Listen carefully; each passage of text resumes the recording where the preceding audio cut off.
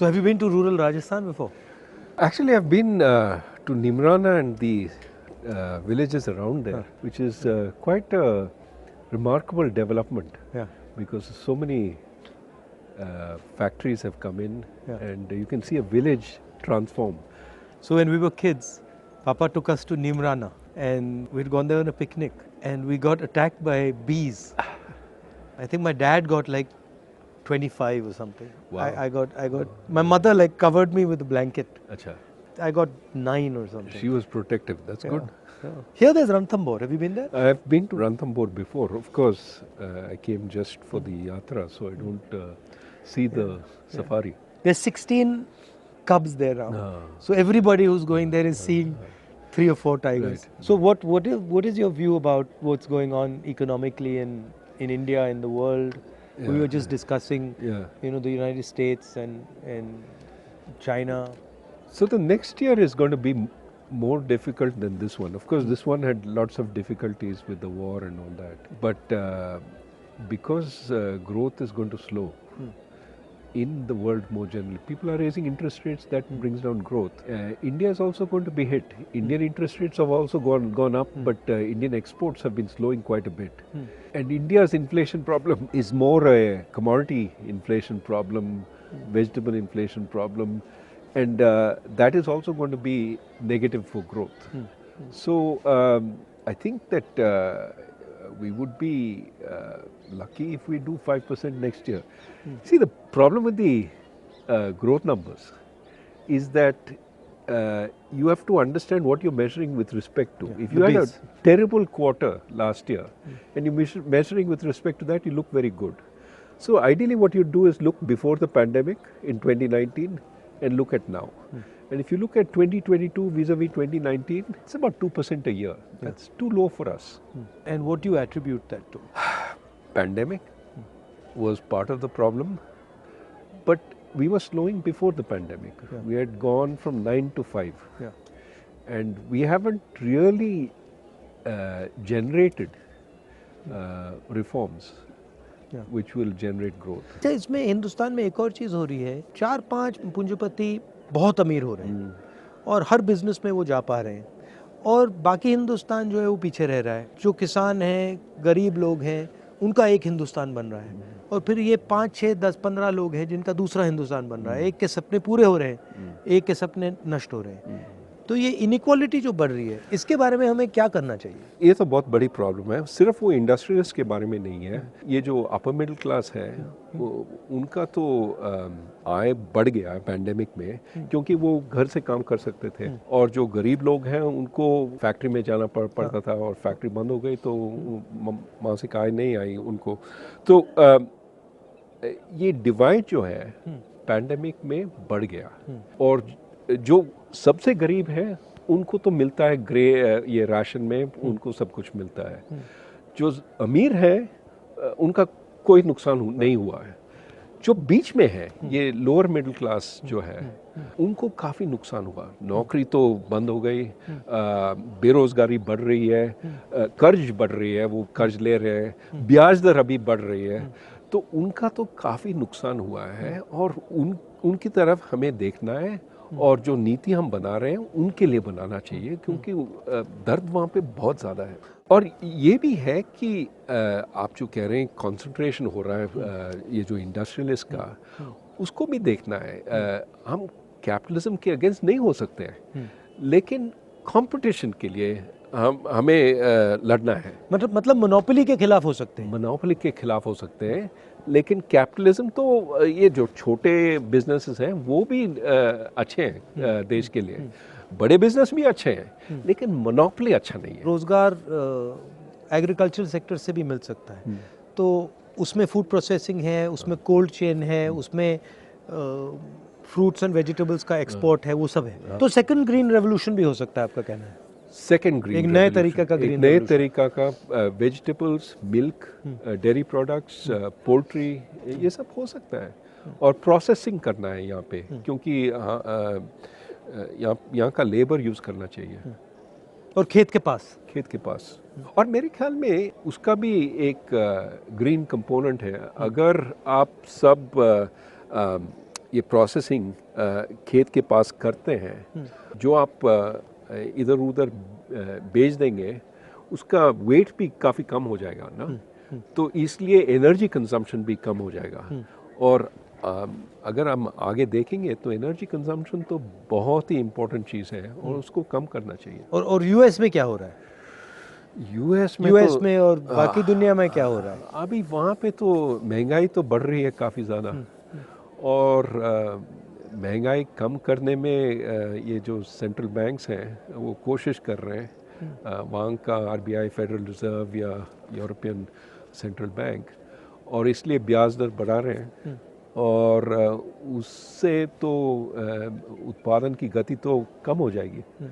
और इंडिया के लिए प्रॉब्लम ये है कि हमारे एक्सपोर्ट्स भी कम हो जाएंगे अगले साल, तो उससे तो एक्सपोर्ट्स तो काफ़ी कम हो जाएंगे और हमारा ग्रोथ, हमारा उत्पादन की गति भी काफ़ी कम हो जाएगी। जब मैं महाराष्ट्र से निकल रहा था तो वहाँ पे जो टेक्सटाइल इंडस्ट्री में काम करते हैं वो कह रहे थे कि बांग्लादेश ने अपनी एक्सपोर्ट पॉलिसी को बहुत अच्छी तरह यूटिलाइज़ किया है और उन्होंने एक्सपोर्ट पॉलिसी से अपनी पूरी वहाँ पे इंडस्ट्री को बहुत कम्पिटिटिव बना दिया।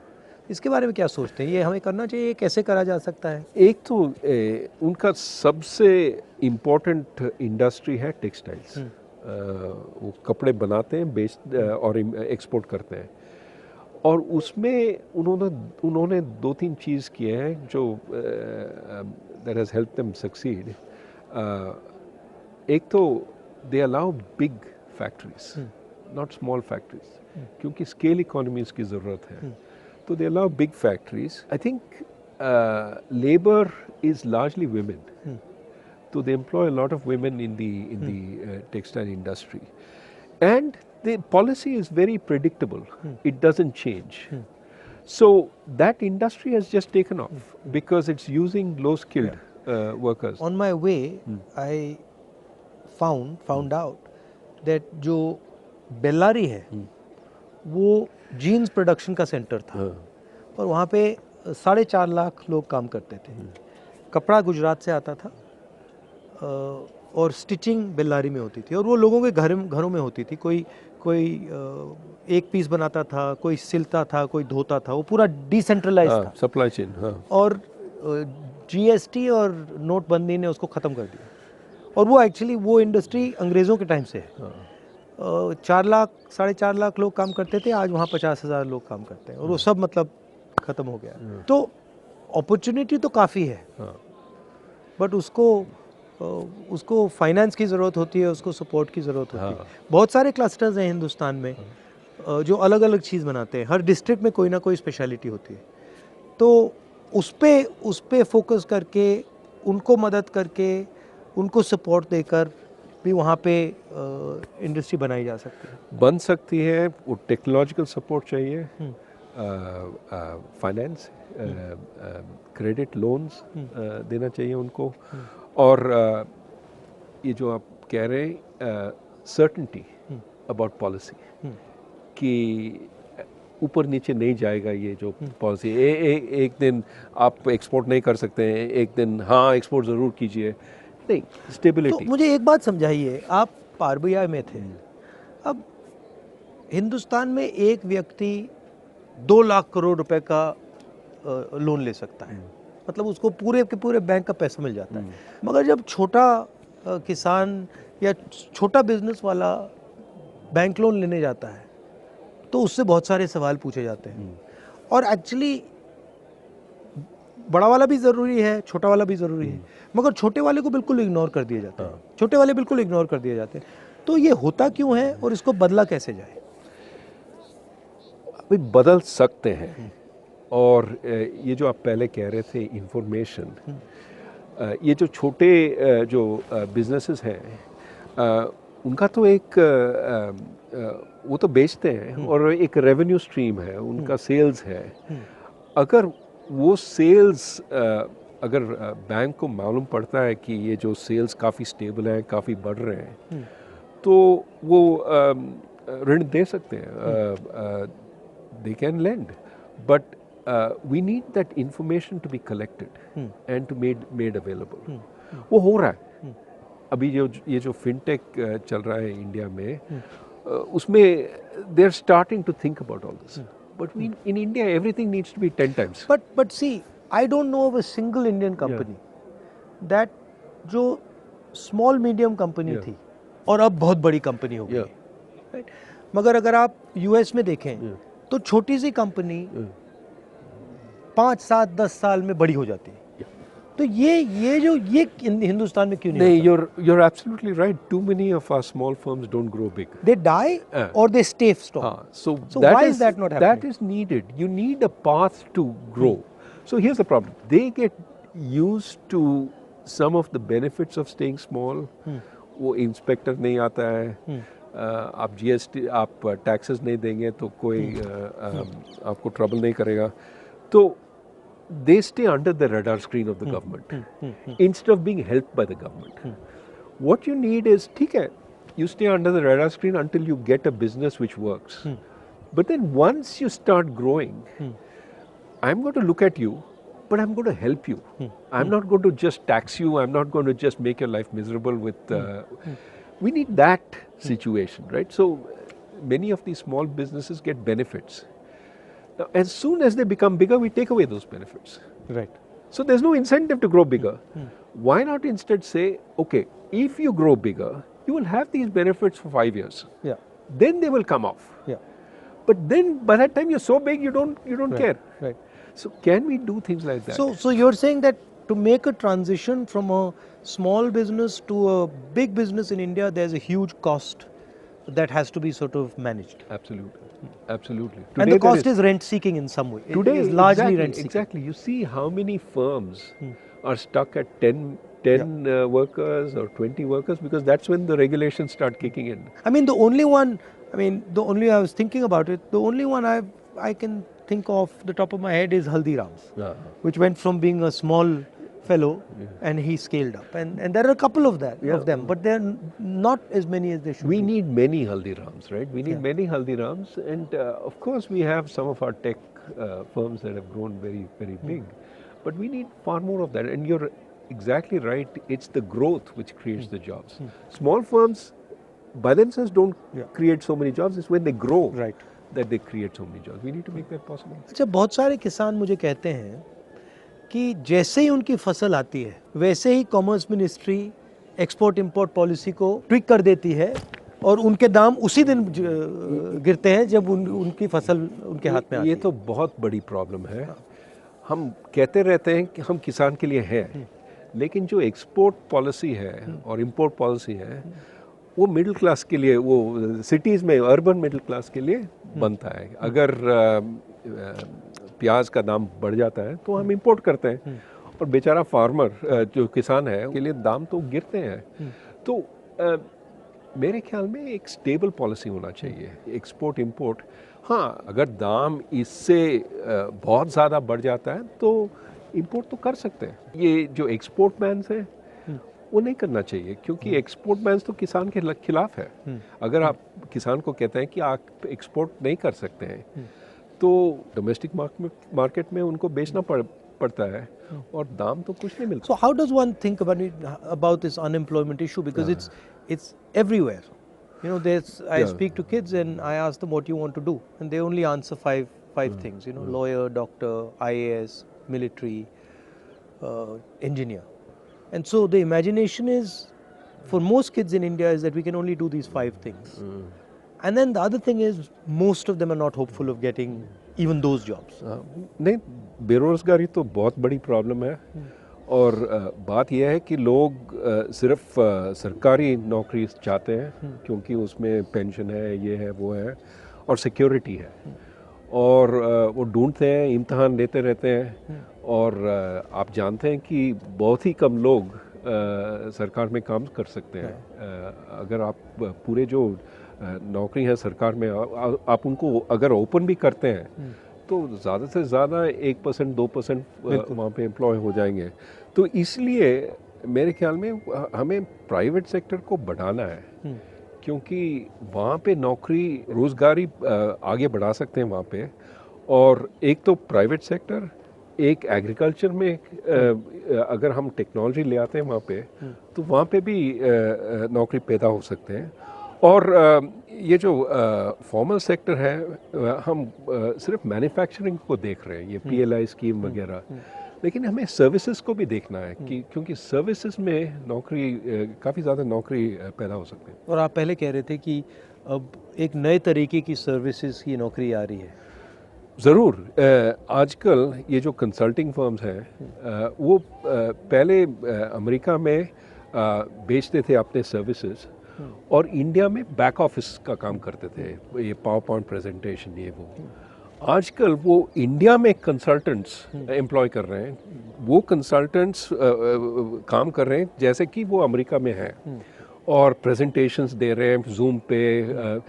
दे are actually as if they are working in America, which means they get much higher salaries. But इसके लिए अंग्रेजी की ज़रूरत है।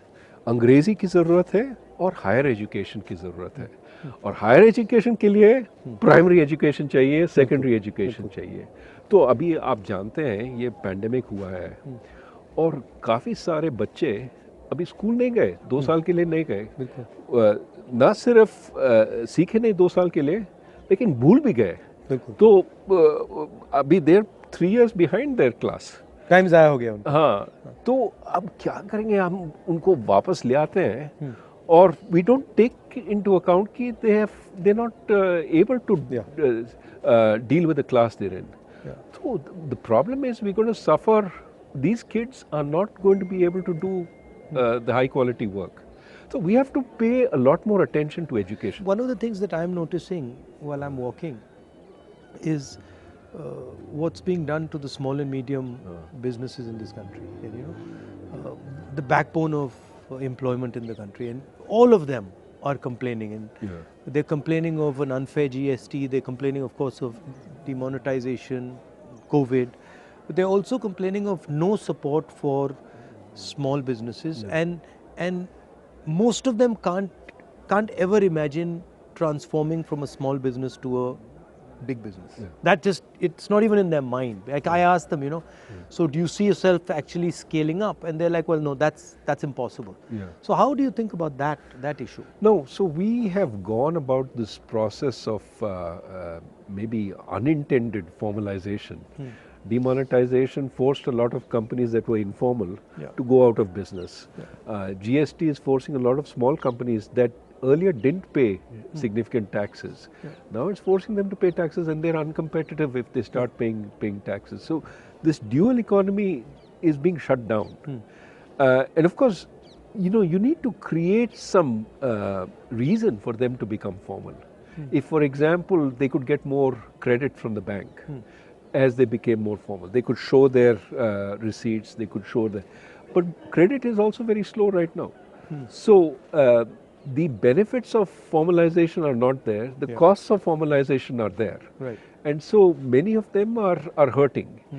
Now, what is true is as they shrink, our bigger firms are doing very well because they're occupying some of the space.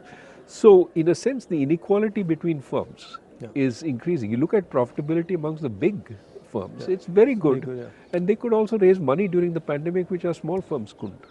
What you want is to give the small fellow a chance to sell and not put a whole lot of burden on him.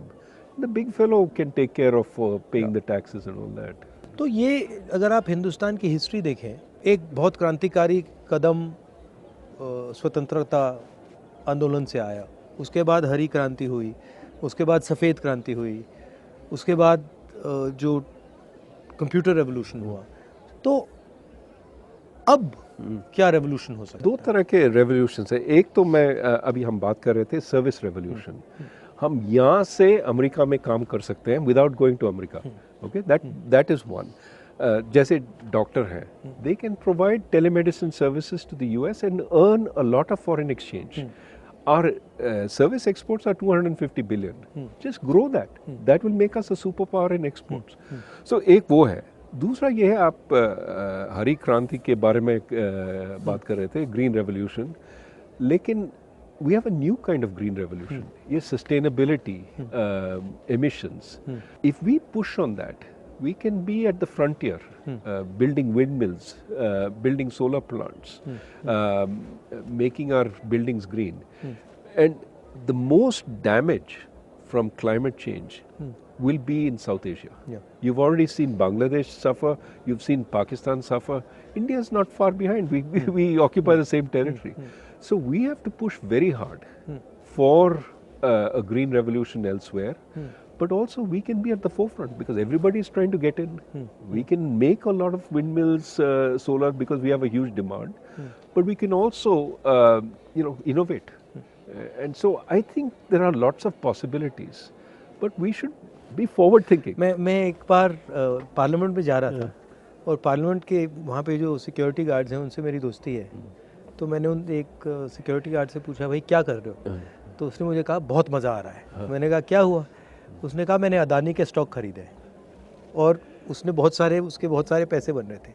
मगर मैंने सोचा कि वो salaried class का है और ऐसा काम करना उसके लिए काफ़ी रिस्की है, मगर उसको रिस्क नहीं समझ आ रही.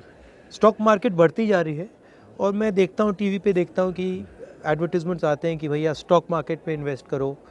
और जो सॉर्ट ऑफ रिलेटिवली फाइनेंशियली कमज़ोर लोग हैं वो भी इसमें वो अभी स्पेकुलेट कर रहे हैं. तो इसमें काफ़ी रिस्क होता है. तो इसके बारे में आपकी क्या राय है? जो रिटेल इन्वेस्टर है, बिल्कुल नया है और मतलब थोड़ा सा पैसा है उसके पास, वो पूरा का पूरा इसमें डाल रहा है. ज़रूर, वो समझते नहीं है. वो देख रहे हैं कि इसका रिटर्न बहुत ही अच्छा है तो इसमें हम पैसा डालेंगे. लेकिन प्रॉब्लम ये है कि वो एनालाइज नहीं करते कि रिटर्न क्यों है, कहाँ से आया. अभी आप देखते हैं अमेरिका में ये जो क्रिप्टो करेंसी का प्रॉब्लम है, वहाँ पे भी रिटर्न बहुत ही ज़्यादा था. बिटकॉइन 2-3 पैसे के लिए बिकता था, $67,000 तक पहुँच गया. अरबपति बन गए बहुत सारे. तो और अभी गरीब फिर से हो गए ना, क्योंकि उसके बाद गिरा है. और ज़्यादातर गरीब लोग वो तब खरीदते हैं जब $67,000 पे है, मतलब हाइट पे, और फिर वो देखते हैं कि बस गिरता रहता है. क्योंकि ये जो अमीर लोग हैं वो तब बेचते हैं और जिनके पास इंफॉर्मेशन नहीं है, जिनके पास वो फाइनेंशियल सोफिस्टिकेशन नहीं है, वो तब खरीदते हैं. मगर ये जो प्रॉब्लम है, इंफॉर्मेशन का प्रॉब्लम, ये हमने स्टॉक मार्केट की बात की, मगर ये इन्फॉर्मेशन का प्रॉब्लम मुझे लगता है, मतलब सड़कों पे चल के मैं सुन रहा हूँ, ये इन्फॉर्मेशन प्रॉब्लम बहुत गहरी है, ख़ासतौर से गरीब लोगों में, किसानों में, गरीब लोगों में. ज़रूर उनको इन्फॉर्मेशन मिलती नहीं है, दी नहीं जाती है. इसलिए हम कहते हैं कि कंज्यूमर प्रोटेक्शन होना चाहिए, कि उनको बताना चाहिए ये तुम्हारे हक हैं, these are your rights, and जो बेचते हैं they cannot violate these rights. Are you enjoying this? It's nice. You liked it? How can you not enjoy this view? But also, it's I think you're doing this सांप्रदायिक एकता और शांति के लिए आप पदयात्रा पे जा रहे हैं. I think that is something the country needs, regardless of what political party you're in. It has to be, Bharat को जोड़ना है. बिल्कुल. और शांति से, भाईचारे से फायदा होता है. और अगर आप सोचेंगे, कोई कह रहा था कि आपने एक भाषण में ये कहा था कि which house can stand when the brothers are fighting? Yeah, it can't. They have to be. You have to have internal harmony to have external security. ये काफ़ी लोग कह रहे हैं, हाँ, we can fight internally, we will suppress this minority, suppress that, and we will be strong outside. नहीं हो सकता है. नहीं, ये एक बात है, मगर दूसरी बात जो उतनी ही ज़रूरी है कि आज की दुनिया में जहाँ अमेरिका, चाइना, यूक्रेन, सब जगह नफ़रत फैल रही है, उस दुनिया में हिंदुस्तान रास्ता दिखा सकता है. ज़रूर. और हिंदुस्तान बहुत बड़ा रोल प्ले कर सकता है. ज़रूर. और ये हमारी हिस्ट्री है, हमारा ये कल्चर है और ये हमारी स्ट्रेंथ है.